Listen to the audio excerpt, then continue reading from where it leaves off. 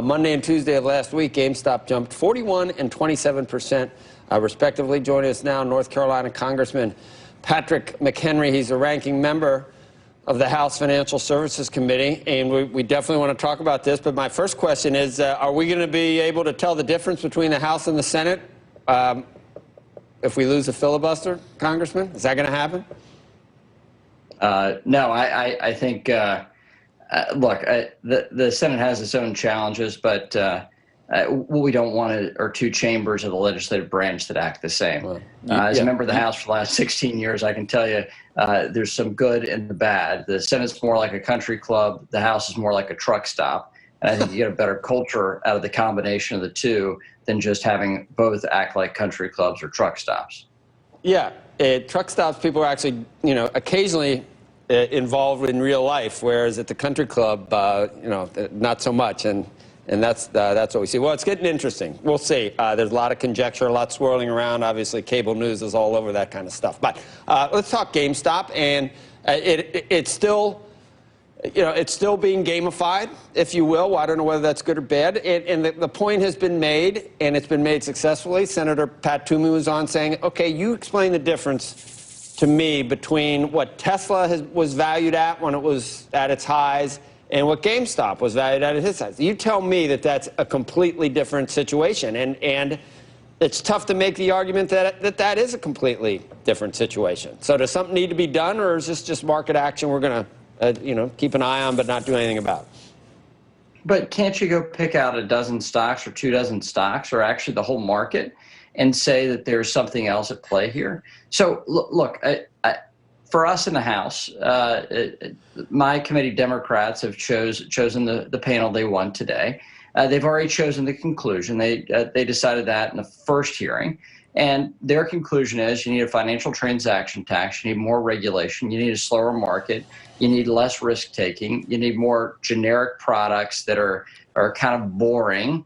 But those boring products don't give you the good economic results that we've had in America over the last century. So they've already come to their conclusion on the regulation they're driving, the tax policy they're driving, and that's what we're seeing out of the House. The bigger question here is, why do you see so much action in a few stocks? And I think it's because we've narrowed out the investment opportunities that people are allowed to participate in, and we have greater interest of average everyday investors in playing in the market or being a part of the market, investing in the market.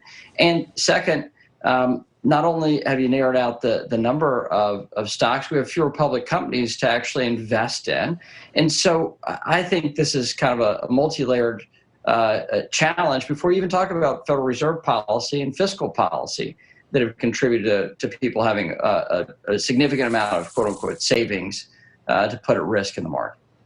Is it different than investment clubs in the past where small amounts of people, small numbers would decide we want to do some? Now you can have tens of thousands of members in like an investment club in social media that can act in a concerted fashion. Is that innately, is there something wrong with that?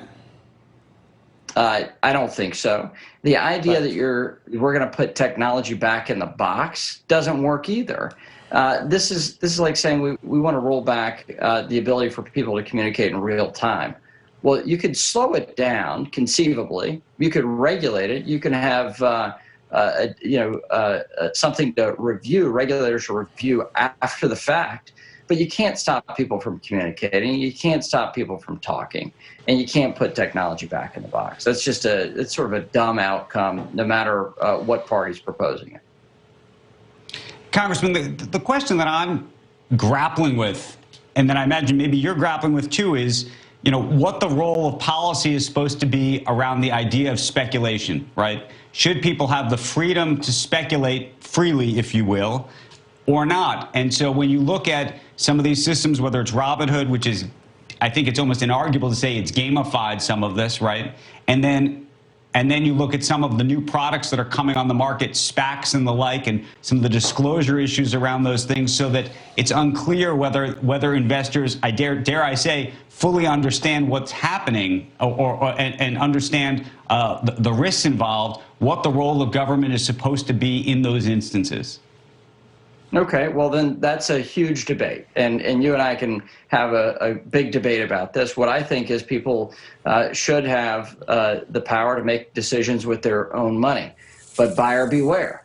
Well, what the government needs to be in the business of is ensuring that we have proper disclosures so that people can make proper decisions, and that those disclosures are adhered to, that you don't have people lying in order to trick the market. But just to simply say that as a government, I want to deem people too dumb to invest their own money, I don't think is proper. And I don't think that is actually a better outcome. Congressman, don't get me wrong. My issue is that all too often in this country, we end up socializing people's losses and effectively privatizing people's gains. So what I'm trying to avoid here, and this is the question, sort of from a policy perspective, how you avoid it, if in fact we get into a situation where too many people, quote unquote, speculate and lose, right, then nobody, as you know, turns around and says, I was to blame. Nobody does that. We've lived through the financial crisis, and we can have debates about who was responsible for that. But in that case, we decided we were going to point the finger at the banks. The government, taxpayers were going to come and save everybody. That's what happened. And I think that there's questions about, given that that seems to be what we do, we've done it in a pandemic, we saved the airlines and the shareholders of those airlines, how you want to, quote unquote, protect those who may lose, so that, because we will protect them again. That's what we've seen over and over. Yes, and bad policy begets bad policy. And when we have a new normal where you have bailouts as a standard, which I voted against the bailouts back in 2008, I thought it was a wrong approach. I supported the airlines back in March, but I think the additional funds that we've given them when folks are starting to fly again is ridiculous. So I think there's a certain end to government policy. I understand your concern, Andrew. I think it's a sincere concern that we should make sure that people know that there will be no bailout for improper investment decisions that people make. What we need, though, is a greater resilience in the market, greater deal of access to different financial products so that people can play in a real financial market, not the narrow swath that we're currently permitting retail investors to play in. And that's my greater point here, is that is the narrow swath that we can resolve through governmental policies, expand this out and get better results.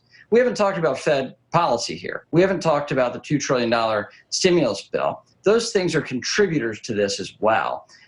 They're contributors to folks who are, instead of going out and spending money on entertainment, are spending money on investing as entertainment, or maybe investing for the long term. Hard to tell at this point. But those things are contributors as well to what's happening in the markets, for sure. Hey, Congressman, are we going to get an infrastructure bill? Is it going to have big tax hikes that go through reconciliation? And what do you expect? Where is it going to be? Is it going to be across the board, capital gains, marginal rates, corporate taxes? Will all that be in an infrastructure bill that'll go through? That you expect President Biden and the Democrats to do that? So this is my prediction. I think we'll have two bills. One will have all the candy, and the other will have all the greens. And so you'll have a tax bill that hikes taxes that the Democrats will try to move on their own, and then they'll try to play a bipartisanship,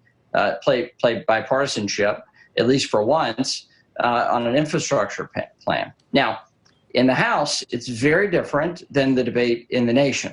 When I, as a Republican, I'm talking about infrastructure, I'm talking about high-speed connectivity. I'm thinking roads and bridges and airports. I'm thinking asphalt, right? I'm thinking major thoroughfares of our country being expanded so that we can move people and goods to market. What my Democrat colleagues hear is not roads and bridges. They hear Green New Deal. And so that's going to be a very difficult challenge for the Biden administration to resolve this big difference between the progressive left and wanting to use this as a means to pass the Green New Deal, and what most Americans expect, which is roads and bridges. We'll be watching. We'll have you back to talk all over, Congressman. Happy St. Patrick's Day. You've been there for a while, I guess. 2008 you were there. How long you been there? 2004. Oh. Time flies. Happy St. Patrick's Day. It's like, thank you, sir. May I have another? Oh, we're not allowed to talk about Animal House. That's been canceled. Anyway, you keep asking for more. Hit me again. Let me stay in this place. Anyway, and it's your choice every 2 years. Are you nuts? Anyway, Congressman, thank you. A little bit. Thank you. All right. We'll see you.